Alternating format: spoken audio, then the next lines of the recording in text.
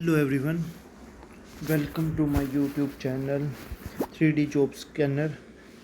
And आज हम discuss करते हैं जो टेक्नीशियन का एग्ज़ाम हुआ था उसके अंदर जो पेपर सेकंड आया था जो कि जनरल इंग्लिश और जनरल इंटेलिजेंस का आता है, उनके क्वेश्चन डिस्कस कर लेते हैं। और सेकंड पेपर सभी के लिए कॉमन रहता है। अगर किसी कोई JSA की वैकेंसी के लिए अप्लाई कर रखा है जूनियर सेक्रेटरी असिस्टेंट, तो उसमें भी सेम लेवल का ही क्वेश्चन पेपर आ सकता है। तो जो क्वेश्चन है ये आपको बता देंगे कि ये किस लेवल के क्वेश्चन आते हैं। टोटल 50 क्वेश्चन होते हैं। जो फर्स्ट पेपर होता है आपका, वो मेंटल एबिलिटी टेस्ट, वो जस्ट क्वालिफाई नेचर होता है।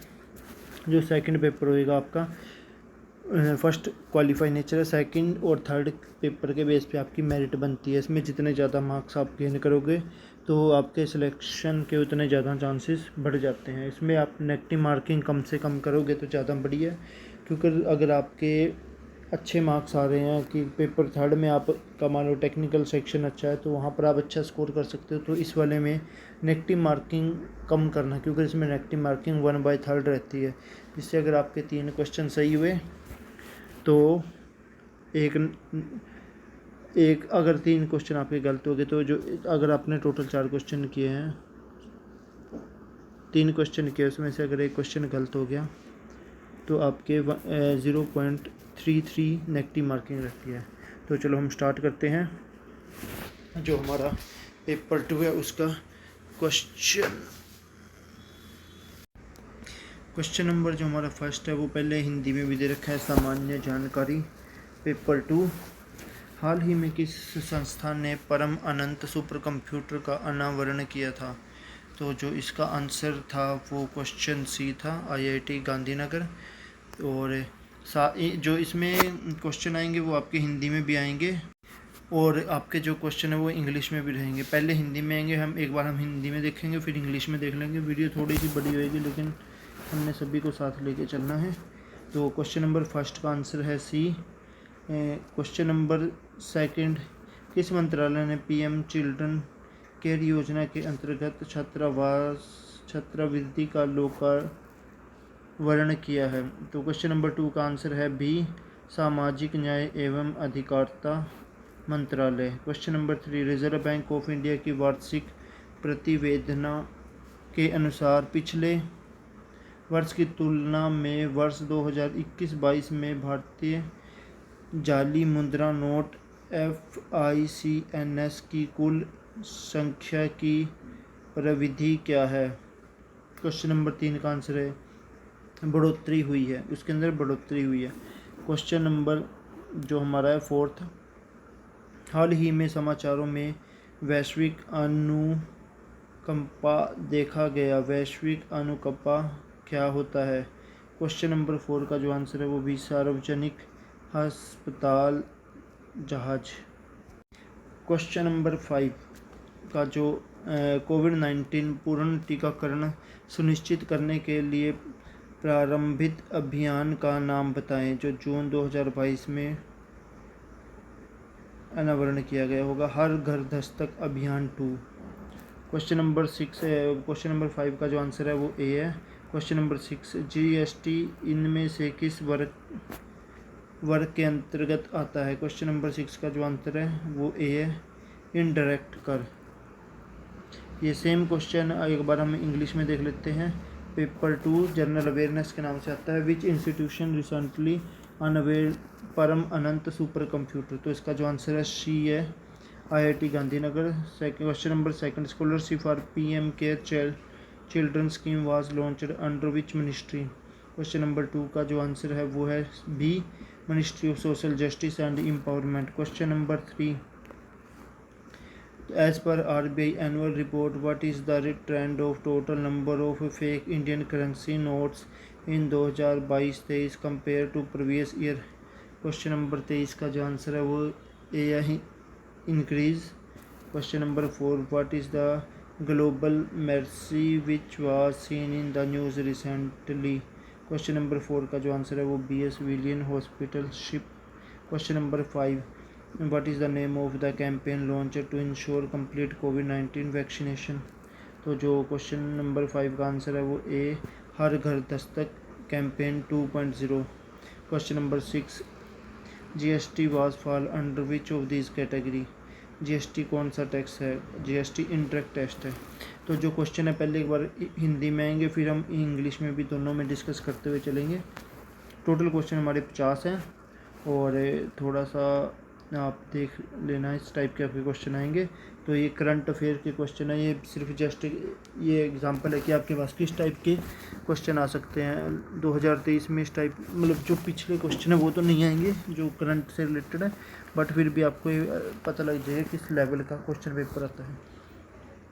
क्वेश्चन नंबर 7, इनमें से कौन राज्य निर्वाचन आयुक्त को नियुक्त कर सकता है? क्वेश्चन नंबर 7 का जो आंसर है, जो राज्यों में निर्वाचन आयुक्त का नियुक्त करता है राज्यपाल करता है, और अगर मतलब पूरा इंडिया लेवल पे करना हो तो राष्ट्रपति करता है। क्वेश्चन नंबर 8, GSTIN पहचान संख्या में कितने डिजिट होते हैं? क्वेश्चन नंबर 8 का आंसर है C, 15 अंक होते हैं। इनमें से किस व्यक्ति ने, क्वेश्चन नंबर 9 है, इनमें से किस व्यक्ति ने भारतीय संविधान को हाथ से लिखा था? क्वेश्चन नंबर 9, कौन सा बंदा था जिसने अपने हाथ से लिखा था? तो वो है प्रेम बिहारी नरैन रैजदा। क्वेश्चन नंबर 10, इनमें से कौन सा प्रदेश का सर्वोच्च कानून माना जाता है? क्वेश्चन नंबर 10, भारतीय संविधान। क्वेश्चन नंबर 11, जननी सुरक्षा योजना को भारत के किन राज्यों को कार्यान्वित किया गया है? क्वेश्चन नंबर 11 का जो आंसर है वो डी, सभी राज्य एवं संघ राज्य क्षेत्र। क्वेश्चन नंबर 12, सौर मंडल में सबसे गर्म ग्रह बताएं। क्वेश्चन नंबर 12 का जो आंसर है वो है बी। ये क्वेश्चन हो सकता है कि आपके पास किसी क्वेश्चन पेपर में रिपीट हो जाए, जो पहले इससे पहले हमने किए वो करंट के थे, वो करंट के क्वेश्चन हो सकता है आपके रिपीट हुए, मतलब सेम क्वेश्चन तो नहीं आएगा, और जो आजकल करंट में चल रहा होगा जब आप एग्ज़ाम दोगे वो वाला आएगा। क्वेश्चन नंबर 13 देख लेते हैं, डॉक्टर वी कुरानी इनमें से किसके लिए प्रसिद्ध थे? क्वेश्चन नंबर 13 का जो आंसर है वो है बी, दुर्गाशाला विकास। मेरी हिंदी इतनी अच्छी नहीं है, फिर भी मैं कोशिश कर रहा हूँ। क्वेश्चन नंबर 7 एक बार फिर से देख लेते हैं इंग्लिश में। वो जो स्टेट इलेक्शन कमीशन को कौन अपॉइंट करता है? तो 7वें क्वेश्चन का आंसर है डी, गवर्नर। 8वें क्वेश्चन में पूछा गया है कि GSTIN जो नंबर है वो कितने डिजिट का होता है? क्वेश्चन नंबर 8 का जो आंसर है वो सी है, 15 डिजिट का होता है। Question number 9, the Indian constitution बाज किसने अपने हाथ से इंडिया का संविधान लिखा था? तो है Prem Behari Narain Raizada. Question number 10, who is the highest law of land? तो क्वेश्चन नंबर 10 का जो आंसर है वो है A, Indian constitution. Question number 11, Janani Suraksha Yojana has been implement in how many state? Janani Suraksha Yojana कितने स्टेट में इम्प्लीमेंट की गई है? तो वो सभी स्टेट और यूनियन टेरिटरी में की गई है। तो क्वेश्चन नंबर 11 का आंसर है वो डी है। क्वेश्चन नंबर 12 का, the hottest planet in the solar system? Question number 12 का जो आंसर है वो बी है, Venus. Question number 13, doctor V Kurien is famous in the field? किस फील्ड के लिए फेमस है? क्वेश्चन नंबर 13 का जो बी है, डेयरी डेवलपमेंट के लिए। क्वेश्चन नंबर 13 का जो आंसर है वो बी है, डेयरी डेवलपमेंट। और अब हम हिंदी में देख लेते हैं आगे के क्वेश्चन। इनमें से कौन सा सबसे बड़ा वायु प्रदूषक है? वायु प्रदूषण फैलाने में किसका ज़्यादा भागीदार है? Sulphur dioxide. क्वेश्चन नंबर 14 का आंसर है वो सी है। क्वेश्चन नंबर 15, संयुक्त राष्ट्र मंडल कहाँ स्थित है? क्वेश्चन नंबर 15 का जो आंसर है वो है डी, न्यूयॉर्क अमेरिका में है। क्वेश्चन नंबर 16, इनमें से कौन प्राचीन तमिल साम्राज्य संघ साहित्य के नाम से जाना जाता है? क्वेश्चन नंबर 16 का जो आंसर है वो है सी, पांड्या। क्वेश्चन नंबर 17, इनमें से कौन सा स्थान चोल वंश की राजधानी मानी जाती है? क्वेश्चन नंबर 17 का जो आंसर है वो है D, Kaveripattinam. Question number 18, AICTE के साथ पूरे भारत में डिजिटल सृजनात्मक कौशल को गति देने के लिए इनमें से किस प्रौद्योगिकी कंपनी के साझेदारी स्थापित की गई है? क्वेश्चन नंबर 18 का आंसर है बी, एडोब। क्वेश्चन नंबर 19, इनमें से कौन सा अठर्नीय आम्ल पेट की उपकला कोशिकाओं द्वारा वास्तविक रूप में निःसृत किया जाता है, मतलब जो निकाला जाता है, मतलब मेनली। क्वेश्चन नंबर 19 का आंसर है वो है B, HCl hydrochloric acid. Question number 20, इनमें से किस स्थिति में भारहीनता स्थिति देखा जा सकता है? क्वेश्चन नंबर 20 का जो आंसर है वो है डी, उपयुक्त सभी। जो ऊपर ये हैं इनको एक बार पढ़ लेना, ये सारे ही उसके अंदर आते हैं। एक बार फिर से क्वेश्चन देख लेते हैं इंग्लिश के अंदर। तो which of the following is the largest air pollutant, कौन सा जो एयर को सबसे ज़्यादा गंदा करता है? क्वेश्चन नंबर 14 का जो आंसर है वो सी है, सल्फर डाइऑक्साइड। क्वेश्चन नंबर 15 का headquarter of UNO are situated at, कहाँ पर है UNO का जो हेड क्वार्टर, वो न्यूयॉर्क USA के अंदर है। Question number 16, which of the following ancient Tamil kingdom came to known from Sangam literature? Question number 16 का वो है C, Pandya. Question number 17, which of the following was the capital of Chola dynasty? तो question number 17 का जो answer है वो है डी, कावेरीपट्टनम। क्वेश्चन नंबर 18 का AICTE has partner with which technology company to accelerate digital creativity skill across India? Question number 18 का जो answer है वो है B, Adobe. Question number 19, the gastric acid which is secret by the stomach epithelium cell is actually which of the following? Question number 19 का जो answer है वो है B, hydrochloric acid. In question number 20, in which situation state of weightlessness can be observed? Question number 20 का जो answer है वो D है, all of above. All of मतलब when object fall freely under gravity, जब ऊपर से नीचे गिर रहा हो, मतलब उसको छोड़ दिया जाए, जैसे आप घर की छत पे खड़े हो और वहाँ से कुछ छोड़ दिया है। When a satellite revolving in its orbit around the earth, और when body are at null point at its outer space, ये सारे इसके अंदर आते हैं।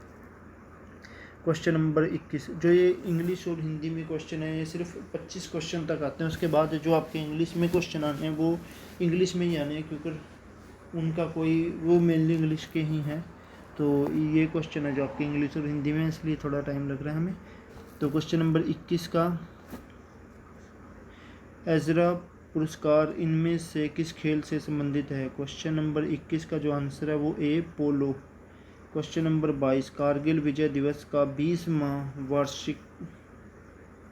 वार्षिकोत्सव कब मनाया गया है? क्वेश्चन नंबर 22 का जो आंसर है वो है बी, 26 जुलाई। क्वेश्चन नंबर 23, इनमें से कौन सा निकास अवैधानिक निकार्य है?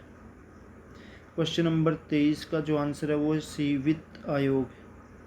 क्वेश्चन नंबर 24, मुद्रास्फीति वह स्थिति है जिसमें, क्वेश्चन नंबर 24 का जो आंसर है वो ए है, पैसे का मूल्य घटता है। क्वेश्चन नंबर 25, सूर्य ग्रह क्या है? सूर्य ग्रहण क्या है? क्वेश्चन नंबर 25 का जो आंसर है वो है जब चंद्रमा पृथ्वी और सूरज के बीच में आती है। जब चंद्रमा पृथ्वी और सूरज के बीच में आता है तो इसे सूर्य ग्रहण कहते हैं। तो फिर से देख लेते हैं एक बार। Question number 21, Ezra cup is related to which of the following sports? तो क्वेश्चन नंबर 21 का जो आंसर है वो है A, polo. Question number 22, when was the 20 anniversary of Kargil Vijay Diwas observed? Question number 22 का जो आंसर है वो बी है, 26 July. Question number 23, which of the following is a constitutional body? Question number 23 का जो आंसर है वो बी है, वो फाइनेंशियल कमीशन है, वो कॉन्स्टिट्यूशनल बॉडी है। Question number 24, inflation is the state in which, inflation क्या है? इन्फ्लेशन मतलब 24 का A, the value of money decrease, जब मनी की वैल्यू डिक्रीज़ हो जाती है, वो कैसे होती है कि अगर आप मान लो दूध लेने गए, दूध की क्वांटिटी कम है, मान लो 1 पैकेट है और लेने वाले 3 हैं, आपने कहा मैं 5 रुपये में लूँगा, आपके साथ वाला कह रहा है कि मैं 20 रुपये में ले लूँगा, उससे आपके जो तीसरा पर्सन है वो कह रहा है मैं 50 रुपये लीटर ले लूँगा, तो वहाँ पर आपकी मनी की वैल्यू डिक्रीज़ हो जाती है, तो उसको ही इन्फ्लेशन बोलते हैं। और question number 25, what is solar eclipse? Solar eclipse क्या होती है? When moon come in between earth and sun. तो ये हमारे क्वेश्चन थे जनरल अवेयरनेस के। जो अब 25 क्वेश्चन आएंगे वो जनरल इंग्लिश के आएंगे, तो इन वाले क्वेश्चनों को भी हम देख लेते हैं। तो जो क्वेश्चन नंबर 26 है उसके अंदर क्या बताना है हमने कि कौन सा इनमें से 4 जो वर्ड दिए इनमें से कौन सा वर्ड है जिसके स्पेलिंग मिस्टेक नहीं है। इसमें छोटी छोटी मिस्टेक होती है और इसमें पता नहीं लगता, तो अगर आपने कई बार लिख रखा है या अपने खुद के हाथ से इसको लिखा हुआ है तो आपको ध्यान रहता है, अदरवाइज़ थोड़ी कन्फ्यूज़न होती है एग्ज़ाम में बैठने के बाद। तो चलो देखते हैं क्वेश्चन नंबर 26 का, कि जिसके स्पेलिंग सही हैं वो वाला देखना है। तो 26 का आंसर है सी, SURVEILLANC, सर्विलेंस। क्वेश्चन नंबर 27 में भी यही बताना है कि किसके स्पेलिंग है जो बिल्कुल एग्जैक्ट लिखे गए हैं। तो क्वेश्चन नंबर 27 का वो है BDELIQUESCENT। तो 27 का आंसर वो बी है और 26 का आंसर है वो सी है। क्वेश्चन नंबर 28 भी सेम है, उसमें भी हमें यही बताना है कि जो वर्ड है नीचे दिए हुए हैं इनमें से कौन से वाला सही है। तो 28 का आंसर है ए। तो RECOMMENDA, रिकमेंडेशन। तो क्वेश्चन नंबर 28 का आंसर है A. Question number 29, choose the right option to explain the idiom face. तो इसके अंदर जो ये दे रखा है बोल्ट फ्रॉम द ब्लू, इसका एक ऐसा नीचे सेंटेंस दिया गया है जो उसका अगर इसके साथ चेंज कर देते हैं तो उसका सेम मीनिंग रहेगा। तो जो इसका आंसर है वो है B, a complete surprise. Question number 29 का आंसर है B. Question number 30, passive voice, active voice होता है एक पैसिव वॉइस बनाना है हमें, और हमें ऑप्शन दे रखा है, ये दे रखा है our task had been completed before sunset. तो इसके नीचे 4 आपको दिए होंगे ऑप्शन, तो उसमें से सिलेक्ट करना है आपने। 30 का क्वेश्चन 30 का है D, we had completed our task before sunset. ठीक है, तो 31 का भी सेम है, पैसिव बनाना है, पैसिव वॉइस है, we have already done the exercise. तो 31 का जो आंसर है आपको वो है B, the exercise has already been done by us. तो जो इसमें है वो आपके पास 10th लेवल की इंग्लिश आई हुई है, तो आप 10th लेवल की बुक्स में से एक बार प्रैक्टिस कर लेना। वो जो ये एक्टिव वॉइस पैसिव वॉइस ये आती हैं 2-3 आते हैं, शायद एक नरेशन का भी दे देता है, तो आप देख लेना। 32 पैसिव वॉइस दिया है, डिड यू विजिट ए जू। तो 32 का जो आंसर है वो है डी। 31 का आपका आंसर था वो बी था, the exercise has already been done by us. 32 का डिड यू विजिट ए जू, 32 का जो आंसर है वो आपका डी है। वाज पहले आ गया इसके अंदर, ए जू पीछे से उठाया और फिर विजिट की फॉर्म चेंज हुई, विजिटेड बाय यू आपका पीछे चला गया। ठीक है, और 33 क्वेश्चन नंबर 33, सिनोनियम, जो ये वर्ड दे रखा है टेरिसा, तो इसका से बताना है कि सेम मीनिंग क्या होएगा। जो 4 ऑप्शन दिए हुए हैं, तो 33 का जो आंसर है ब्रीफ इन स्पीच। जो 33 में का आंसर ए है, brief in speech same meaning होएगा जो ऊपर आपके वर्ड दे रखा है इसका। क्वेश्चन नंबर 34 में भी आपने सेम वर्ड बताना है, रेप्लिएंट वर्ड का सेम मीनिंग कौन सा होएगा। तो 34 का जो आंसर है वो है डी, अनअट्रैक्टिव। ठीक है, तो क्वेश्चन नंबर 35 में भी बताना है सेम मीनिंग, टेंटेटिव। तो क्वेश्चन नंबर 35 का जो आंसर बनेगा आपका वो है experimental, answer C. Question number 36 जो आपका है add the right prefix for the word below. तो 36 में आपका क्या है, जैसे एडिटर लिखा है तो उसके आगे एक ऐसा वर्ड लगाना है जिससे ये पूरी तरह से हमारा कंप्लीट हो जाए। तो आंसर है 36 का आंसर है बी। जैसे एक एडिटर होता है उससे पहले कोई सब एडिटर, तो इसका पूरा फॉर्म बन जाएगा सब एडिटर। 36 का प्रीफिक्स मतलब पहले लगाना है, ठीक है। 37 attach the right prefix for the word below. तो इसमें दी है मंथली, मंथली के से पहले क्या आएगा जिससे कि वर्ड पूरा हो जाए। बाई मंथली तो आएगा नहीं, एंटी मंथली भी नहीं आएगा, तो आवर मंथली भी नहीं होता। तो जो बचा हमारे पास वो 37 का ए है, बाय मंथली। 38 क्वेश्चन नंबर 38 का, इसमें आपने बताना है कि ये अगर लेडीज़ वोमेन को सिंगुलर में तो वोमेन बोलते हैं, अगर प्लूरल मतलब काफ़ी ज़्यादा हो जाए तो उनको क्या बोलेंगे, इकट्ठी हैं। तो 38 का आंसर है सी, वोमेन का वोमेन ही रहेगा, ठीक है। और 39 का select the correct sentence amongst the option given. इनमें से एक ये बना रखा है सेंटेंस, तो आपने बताना है कि इनमें से कौन सा है सही है। 39 का जो आंसर है आपका वो है B,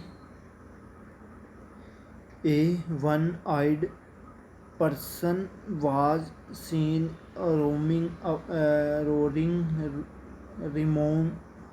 roaming about the streets.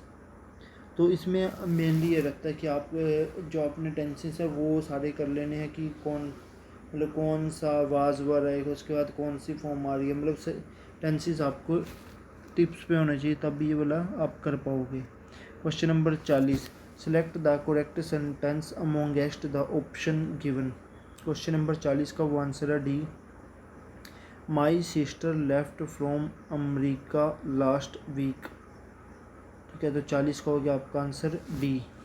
तो मैं तो आपको यही सजेस्ट करूँगा, अगर आपको इंग्लिश में या किसी भी इसमें कोई नहीं आता क्वेश्चन तो तुक्के मत मारना उसके ऊपर, उसको क्वेश्चन को छोड़ देना, क्योंकि हो सकता है कि आपके इस वाले पेपर में कम मार्क्स आ जाए, लेकिन अगर आपका टेक्निकल पेपर सही, आपका टेक्निकल स्ट्रॉन्ग है और आपकी जनरल अवेयरनेस हो रही है तो आपके आने के सिलेक्ट होने के चांसेस बढ़ जाते हैं। तो आप रॉन्ग मत करना, अगर नहीं आता तो छोड़ देना, छोड़ना ज़्यादा बढ़िया है गलत करने से, क्योंकि इसमें नेगेटिव मार्किंग बहुत ज़्यादा इफेक्ट डालती है।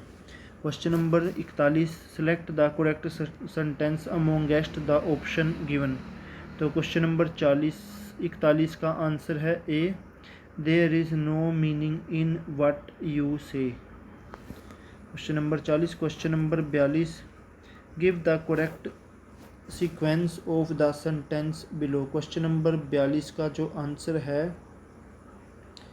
वो जो ये दे रखा है PQRST, इनको सभी को ऐसे अरेंज करना है कि एक कंप्लीट सेंटेंस बन जाए। Since the beginning of history, इसके जैसे बाद है कौन सा, उसके बाद सेंटेंस आएगा, फिर उसके बाद कौन सा आएगा, फिर उसके बाद कौन सा आएगा, ताकि एक फुल कंप्लीट सेंटेंस बन जाए। मेरा 42 का जो आंसर है वो है डी। सबसे पहले आपका आएगा Q the Eskimos and red Indian, उसके बाद आएगा P have managed to catch, इसके बाद आएगा आपका S a few specimen of this aquatic animal and by a very difficult method. तो ये कंप्लीट सेंटेंस बन जाएगा। तो 42 का जो आंसर है डी, इस टाइप के आप किसे आ सकता है। क्वेश्चन नंबर 43 है, तो इन्होंने फिर से एक सेंटेंस दे रखा और आपने उसको अरेंज करना है ताकि उसका एक मीनिंगफुल वर्ड बन जाए, ठीक है। 43 का है 43 का सी, तो इसमें सबसे पहले 43 का है सी, तो आएगा depend upon A sufficient balance of political power, इसके बाद आएगा आर हमने यूज़ कर लिया, ऐसा आएगा against a revolutionary option that is irreconcilable opposite to it, और टू मेक इट इम्प्रैक्टिकेबल, और लास्ट में आगे पे Q for there to be an arbitrary administration. तो एक कंप्लीट सेंटेंस बन जाता है। 43 का जो आंसर है वो है C. For question number 44, choose the right word which best express the meaning of word given. तो 44 का जो आंसर है कमिश्नर्ड स्टार्टेड। तो 44 का जो आंसर है वो बी, कमिश्नर्ड के बाद आपका स्टार्टेड आएगा। Question number 45, choose the right word which best express the meaning of the word given. जो ये वर्ड दे रखा है ऊपर, जैसे वर्ड है रैली, रैलिन क्यूस्टड, रैलिन क्यूसड। तो इस वर्ड का जो आपका बताना है, जो नीचे दे रखे हैं कि कौन सा इसको बेस्ट एक्सप्रेस करेगा। अगर इसी वर्ड को किसी और वर्ड से रिप्लेस करना तो वो कौन सा होएगा। 45 का जो आंसर है गिव अप। ठीक है, answer A. Question number 46, choose the right article from the option below to correct the word given in a bold letter. जैसे रोहन इज के बाद क्या आएगा, is a agent of the company. तो ये जो रोहन इज़ के बाद ए है, ये इनमें से बताना है। यहाँ पर अगर ऑप्शन ए ही रखते हैं तो ए ही रहेगा, अगर ऑप्शन बी यूज़ करते हैं तो एन आ जाएगा, और ऑप्शन सी यूज़ करते हैं तो दा आ जाएगा, और ऑप्शन डी यूज़ करते हैं तो माई आ जाएगा। तो आपने ये बताना है कि कौन सा यहाँ पर सही है। तो 46 का जो आंसर है वो बी है, रोहन इज़ एन एजेंट है। तो यहाँ पर एन क्यों है, क्योंकि हमारे वावल्स होते हैं ए ई आई ओ यू, इनसे पहले हमेशा एन लगता है। ठीक है, और तो 46 का हो गया आंसर बी। 47 है, इसमें भी वही कि कौन सा क्या आएगा जिससे हमारा कंप्लीट सेंटेंस बन जाए। जो बोल्ड रखा है इसकी जगह, all the paper on his table are in the mess. तो यहाँ क्या आएगा, तो 47 का जो आपका आंसर है वो ए आएगा। All the paper on his table are in a mess. ठीक है, और क्वेश्चन नंबर 48 है, choose the right form of tense and correct the sentence. तो जो यहाँ पर राइट फॉर्म क्या, टेंस और फॉर्म क्या आएगी कि जिससे हमारा टेंस है कंप्लीट हो जाए। They know the person and trust him for years. और 48 का जो आंसर है वो सी है, he they knew the person and trusted him for years. 49 का जो आंसर 49 में क्या बताना है, choose the right form of tense and correct the sentence. इसकी राइट फॉर्म चूज़ करनी है। Every morning she wake up earlier and get ready for work. 49 का जो आंसर है वो है डी, वेक्स। वेक की जगह वेक्स आ जाएगा। Every morning she wakes up earlier and get ready for work. तो इससे जो नेक्स्ट है वो है क्वेश्चन नंबर 50, जो कि लास्ट क्वेश्चन है। Choose the right form of tense and correct the sentence. Question number 50 का जो आंसर है वो है बी, सी। पहले हम ये पढ़ लेते हैं statement. She speak English and Telugu very fluently. तो क्वेश्चन नंबर 50 का जो आंसर है वो है B, she speaks English and Telugu very fluently. तो ये हमारे क्वेश्चन थे। तो होप कि आपको अच्छे लगे होंगे। आप इनकी प्रैक्टिस करना, किस टाइप के क्वेश्चन आ सकते हैं। इंग्लिश के क्वेश्चन हो सकता है कि कोई रिपीट हो जाए, तो आप एक बार इनकी प्रैक्टिस कर लेना। और अगर आपको ये वीडियो अच्छी लग रही हो तो मेरे चैनल को सब्सक्राइब करना और वीडियो को लाइक करना। And thanks for watching. और भी मैंने वीडियो अपलोड कर रखी हैं पेपर 1 की, और आगे जो और पेपर्स हैं टेक्नीशियन के, ये जूनियर सेक्रेटरीट असिस्टेंट के, ये भी मैं अपलोड करूँगा। तो आप देख लेना मेरे चैनल पे जाके। Thank you for watching my video. Thank you every.